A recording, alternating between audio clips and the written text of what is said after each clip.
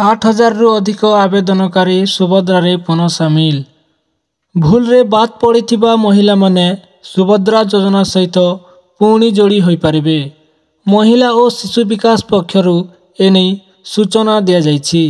ବିଭାଗ ପକ୍ଷରୁ କୁହାଯାଇଛି ଯେ ସୁଭଦ୍ରା ପୋର୍ଟାଲରେ ନାମ ଯୋଡ଼ିବା ଅପ୍ଟ ଇନ୍ ସୁବିଧା ଉପଲବ୍ଧ କରାଯାଇଛି। ଏହାଦ୍ୱାରା ଯେଉଁମାନେ ଭୁଲରେ ନାମ ବାଦ୍ ଅପ୍ଟ ଆଉଟ୍ ପକାଇଥିଲେ ସେମାନେ ପୁନର୍ବାର ସୁଭଦ୍ରାରେ ସାମିଲ ହେବାର ସୁଯୋଗ ପାଇପାରିବେ। ରାଜ୍ୟ ସରକାରଙ୍କ ତରଫରୁ ଦିଆଯାଇଥିବା ସୂଚନା ଅନୁସାରେ ଏହି ସୁବିଧା ଉପଲବ୍ଧ ହେବା ପରେ ଏପର୍ଯ୍ୟନ୍ତ ପ୍ରାୟ 8,000 ରୁ ଅଧିକ ଆବେଦନକାରୀ ସୁଭଦ୍ରାରେ ପୁନଃ ସାମିଲ ହୋଇସାରିଛନ୍ତି। ଯେଉଁମାନଙ୍କର ଭୁଲରେ ନାମ ବାଦ୍ ଅପ୍ଟ ଆଉଟ୍ ହୋଇଯାଇଥିଲା ସେମାନେ ଏହାର ସୁବିଧା ନେବାକୁ ମହିଳା ଓ ଶିଶୁ ବିକାଶ ବିଭାଗ ତରଫରୁ ସୂଚନା ଦିଆଯାଇଛି। ସେହିପରି ଖୁବ୍ ଶୀଘ୍ର ଚତୁର୍ଥ ପର୍ଯ୍ୟାୟ ପ୍ରଥମ କିସ୍ତିର ଅର୍ଥରାଶି ପ୍ରଦାନ କରାଯିବ ବୋଲି ରାଜ୍ୟ ସରକାରଙ୍କ ପକ୍ଷରୁ ସୂଚନା ଦିଆଯାଇଛି। ହେଲେ ଏବେ ମଧ୍ୟ 2 ଲକ୍ଷରୁ ଉର୍ଦ୍ଧ୍ୱ ଆବେଦନକାରୀ ସେମାନଙ୍କର ଇକେୱାଇସି କରିନାହାନ୍ତି ଅବା ଓଟିପି ମାଧ୍ୟମରେ ଇକେୱାଇସି କରିଛନ୍ତି।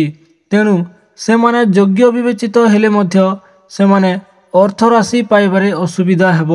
ତୁରନ୍ତ ସେମାନେ ନିକଟସ୍ଥ ଜନସେବା କେନ୍ଦ୍ର ବା ମୋ ସେବା କେନ୍ଦ୍ରକୁ ଯାଇ ବାୟୋମେଟ୍ରିକ୍ ପଦ୍ଧତିରେ ନିଜର ଇକେୱାଇସି କରିନେବାକୁ ବିଭାଗ ତରଫରୁ ପରାମର୍ଶ ଦିଆଯାଇଛି।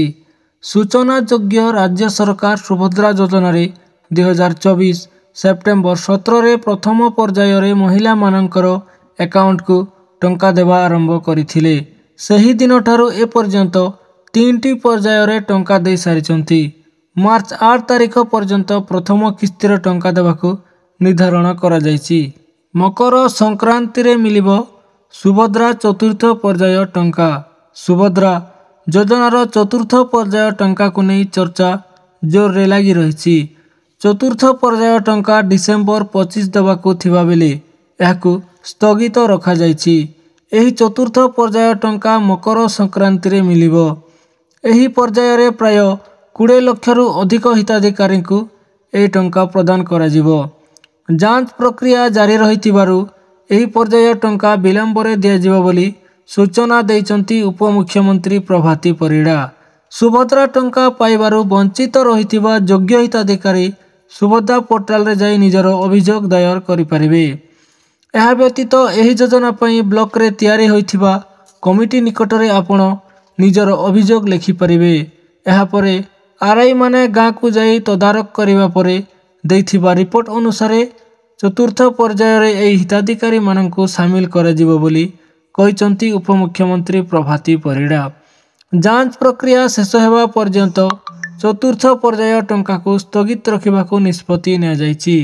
ଯାଞ୍ଚ ପ୍ରକ୍ରିୟା ଶେଷ ହେବା ପରେ ଚତୁର୍ଥ ପର୍ଯ୍ୟାୟ ଟଙ୍କା ପାଇବେ ହିତାଧିକାରୀ। ମକର ସଂକ୍ରାନ୍ତି ଅବସରରେ ମହିଳାଙ୍କୁ ଖୁସି କରିବା ପାଇଁ ଚତୁର୍ଥ ପର୍ଯ୍ୟାୟ ଟଙ୍କା ଦିଆଯିବ।